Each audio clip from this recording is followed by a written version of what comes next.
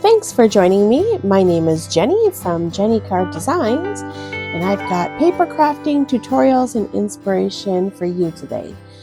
I'm going to be working with the Gina Designs Modern Roses stamp set to create a beautiful card project. I'm also going to use a variety of Simon Says Stamp Positively Saturated inks. So I'm going to grab my mini Misti.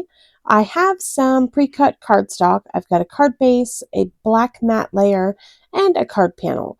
And I'll get all those measurements for you up on screen here. So I'm going to start by putting my cardstock into my Misti. I've got a little sticky mat here that holds my cardstock in place, so I don't need to worry about a magnet. So I'm going to start by pulling off the large cluster of roses from this stamp set. I'll get it lined up onto my cardstock and then picked up with the door of my Misti. I'll just make sure my cardstock stays in place, and then I'm going to grab the Simon Says Stamp Marine ink. And this is a really pretty blue. I'm going to ink up that stamp. I'll make sure that I get good coverage. I'll close the door of the Misti and press, giving a second for that ink to sort of transfer over to the paper. And I'm going to double stamp this. I want to make sure that I get good coverage with that ink. The Simon Says Stamp Positively Saturated ink pads have a foam pad. So I like to make sure that I'm just tapping the ink pad rather than smushing it, because I don't want all of that ink to seep into the detailed lines of this stamp. So once I'm happy with that, looks good, I'm going to get it cleaned up and I'm going to pull the stamp off, and then I'm going to move on to the leaves in this set. So this takes a second to sort of figure out where the leaves line up. And then once I've got it in place where I want it to be, I will close the door of the Misti and pick up the stamp. And then I'm going to ink with Simon Says Stamp Sprout ink. And this is a really pretty lime green. I really like this ink. So I'm going to do the same thing. I'm going to stamp this a couple of times and making sure I'm not pressing too hard. I'm just tapping my ink pad. I'll close the door of the Misti and press. And that looks good. And this ink dries to a nice smooth finish, so I'm not too worried if it looks blotchy right now. It will dry back into a nice smooth ink. All right, so the next thing I'm going to do is grab my second color green. This color is Fairway. It's the next level up. It's the mid-tone in this group of colors. And I'm going to take a mini ink blending brush and I'm just going to tap it into that ink pad and then just ink up the edges of my leaves.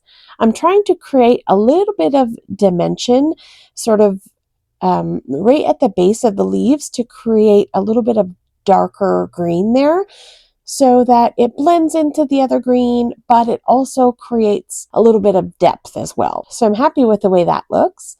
The next thing I'm going to do is grab a few acrylic blocks, and then I'm going to go to the stamp set and pull out the two smallest roses from this set.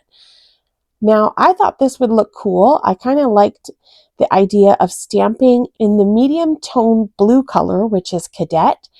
And I thought I would take the smallest little roses and stamp that Cadet color right into the center of the roses, just to give it a little bit of fun, whimsical look and create the look of depth in those flowers. So I'm stamping the tiniest individual rose into the center of the medium-sized roses in this cluster. And then I'll take the next size up of the individual rose from this set and stamp that right in the center of the largest rose in this cluster. And I'm just twisting and turning the roses as I go so that they're not sort of all in the same orientation. And then for the tiniest roses, I've got a little eraser here, which has got a little rubber tip, and I'm just going to dab that into my ink and then dot that into the center of the roses to create that two-tone look so it kind of looks like the others. And I'm really happy with the way that looks. And then I thought I would add in a few little dots of blue here and there using my little eraser and sort of sprinkle that kind of blue over the card and bring that color out. I really like this set of blues from Simon Says Stamps. They're really pretty. I wanted to add a few little small dots, and I'm not a fan of splatter. I always get it all over the place. So I like to control it. So I'm using a score tool and just sort of dipping it into the ink and dotting it over the card where I want it to go. So I get the look of splatter without the mess. So I'm just going to dot that little bit of blue all the way around, and I love the way that looks. All right, I'm just going to get everything cleaned up here, and then I'm going to move over to stamping a sentiment. I'm going to grab a sentiment from the set that says birthday wishes, and I'm going to line it up onto the bottom right-hand corner of my card panel, and I'm going to stamp with VersaFine Onyx Black ink. This is a nice dark black pigment ink, so it's going to have a really high contrast and really stand out from those colors in behind. So I think it's going to look really good. So I'm going to ink up my stamp with that VersaFine Onyx Black ink, and I'll close the door of the Misti and press. And I just want to make sure that I'm careful here because VersaFine ink is a pigment ink and it takes a little bit to dry, so I don't want to smudge it or anything like that. So I'm going to be really careful when I'm working with this panel. So now I'm going to pull in my card base and my black matte layer. I decided I wanted to add a little bit of texture to my black matte layer, and I popped this into my scoreboard and I scored on a diagonal at every 1/4 inch. So I think that just adds a little bit of texture. So I just line it up. I pick a spot on my scoreboard, line it up, and score diagonally across this whole panel at every 1/4 inch. And I think it just adds a little bit of subtle texture and helps to sort of step up an otherwise simple card. So I'll take my dot runner and I'll adhere that black panel onto the center of my card base. And the cardstock that I'm using is the Simon Says Stamp Rainbow Splash cardstock. They have a really pretty color assortment of cardstock and they're really nice weight. And I think they match really nicely with the Simon Says Stamp inks. So there we go. We got that card together.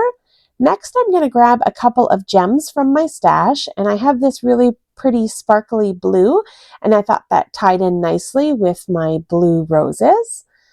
And I'll grab some Gina Connect glue and a jewel picker and just pop a bunch of those sparkly gems onto my card.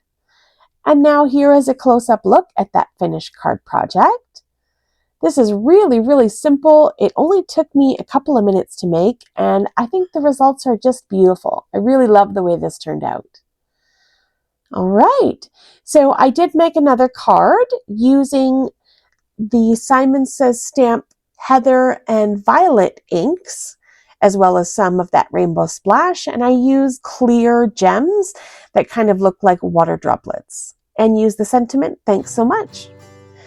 All right, so that's going to be it for today's quick little card making video. I hope that you enjoyed this inspiration.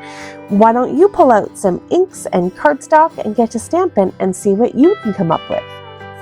Thanks for joining me today. If you haven't subscribed to my channel, please do. I'd love to have you along my card making journey. Coming up on screen are a couple of videos I think you may enjoy. Have yourself a lovely day, and I'll see you in the next one. Bye!